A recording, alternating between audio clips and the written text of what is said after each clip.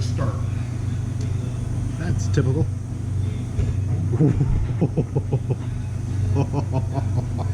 I would have had that on video. Who put that there?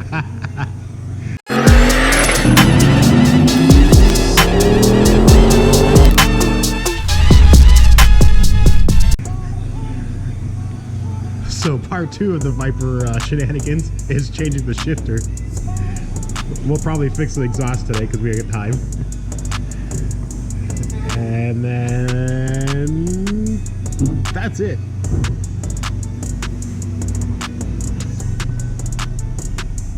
So Randy's finally started mocking up the exhaust here under the truck. We haven't gotten too far just yet because Randy's slacking. I did say that, yep.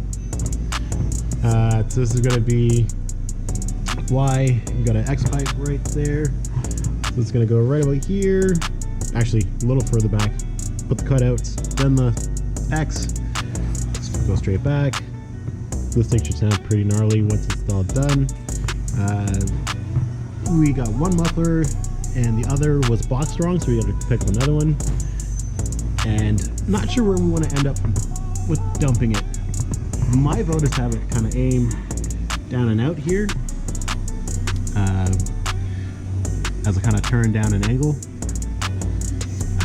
We're thinking of going out the back, just turn down up the back. But I think for doing the, nice good burnout, I think it'd be cool to kind of blow it out. So that's my idea.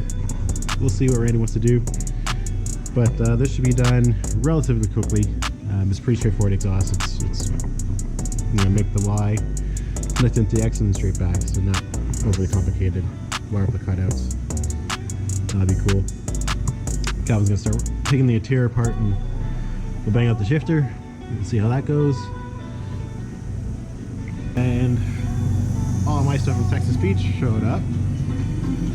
Oh, copyright. So I gotta go through these boxes and sort out my stuff, Randy's stuff. I got a couple customer parts that were ordered. Get that figured out. That's being picked up today.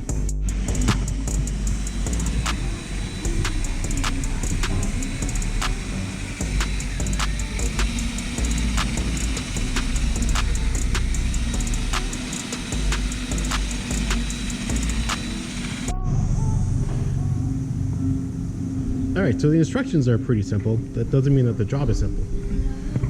So to get the shift boot off, they're riveted on, and a lot of them wanted to spin.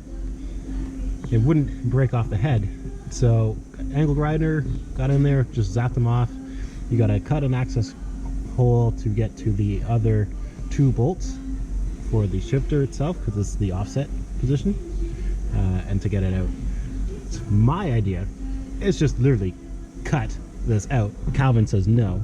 I think it's on the back burner for now, just when I'll let him try and drill the 2 holes and try to get it out. But I think for ease of installation, it'd be easier to literally just make this an access panel.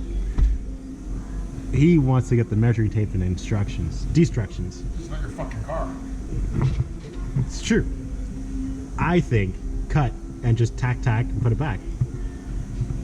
But we'll get there.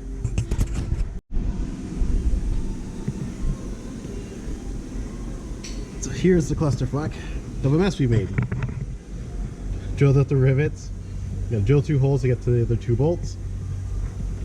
Every time we went to remove a bolt, drop the socket, and had to lift the car back up, undo the TransAm to get the socket, and we come back up and take the rest apart. So that was fun. So now Calvin is removing the shift arm from the stock shifter to put onto the aftermarket, and then we'll put silicone around the surface, bolt that back down, put it in.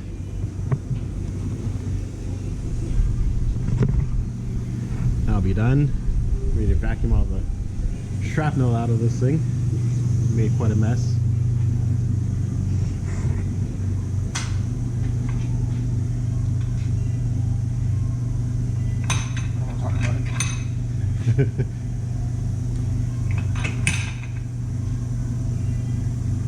I'd spray it.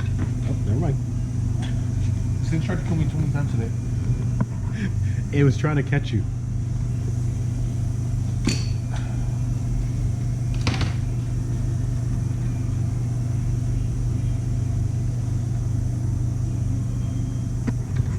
here's a new shifter.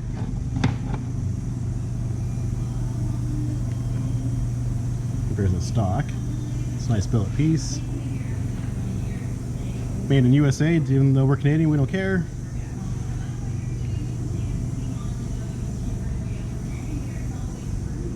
Is it adjustable tension? No. Huh. You think this thing's holy shit? The truck was. The truck gets nicer pieces than the actual wiper. Yeah, that was a shifter and a half. Calvin's buttoning up everything now. It's been fun putting that in. Again, not a hard install. Just stupid shit happens. And stupid shit's what takes up all the time. It's our specialty. Yep.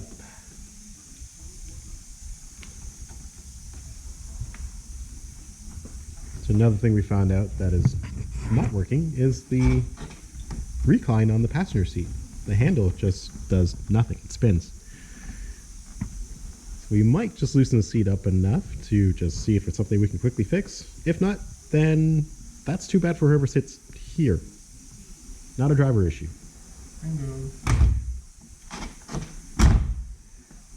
And that will probably be it for today.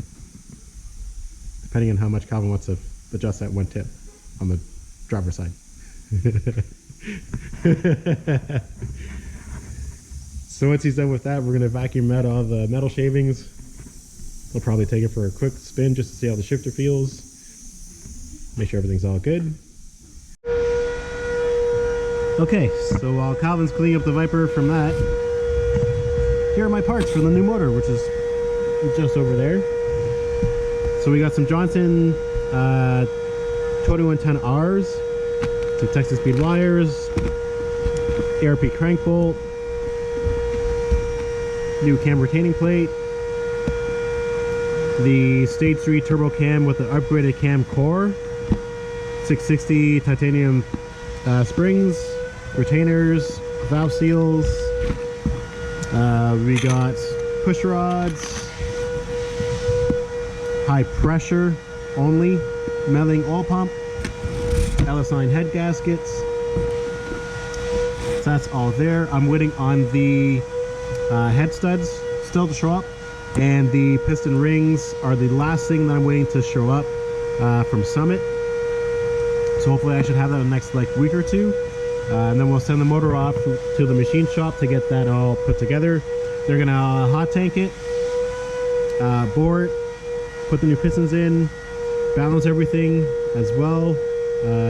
I got new mains, new main bearings, cam bearings as well. I have a new barbell from Sac City Corvette going in to help with that.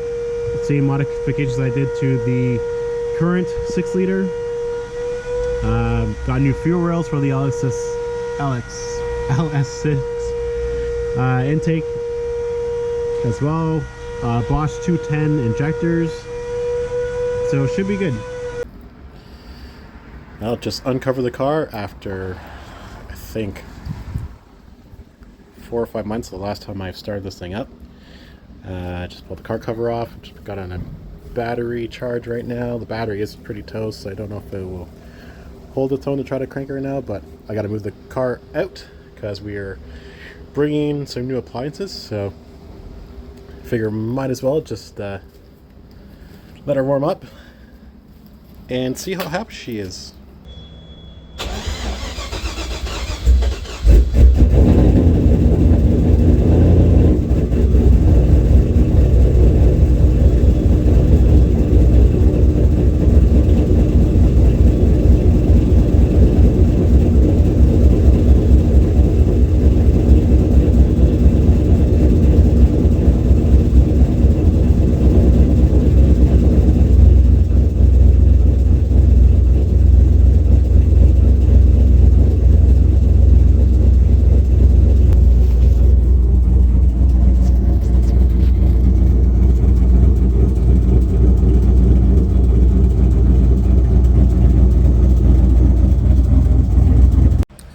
Well, that's going to do it for today's video. I promise we'll do a more driving with the short shifter and the Viper, it just hasn't been that warm out. Just fired up the car, got out of the garage, did some cleanup, just kind of make some space. Just going to get some new appliances. I need to get through the side door. So all the parts for that are here, just waiting on the piston rings, a couple gaskets, and lifter trays, which should be during the week. And the motor is going off to the machine shop. So hopefully that won't take too long. They're trying to slot me in a little bit early, which is fantastic. So I hope that in the next following couple weeks, we'll get the motor back, and I can spend, like 3-4 days just to literally swap that out. Literally pull one out, drop the other one in, put the intake back on, farb, and be good to go. We'll break it in on the current tune because it shouldn't be too far off. And then we'll switch injectors, go to bigger injector. We'll see how fuel pressure is at that point, and if it drops off, and we'll hit the dyno and see what more we can extract from it, or just kind of keep it right at the 800 mark. They play it safe for now until next year when I decide to go T6. So that is the goal.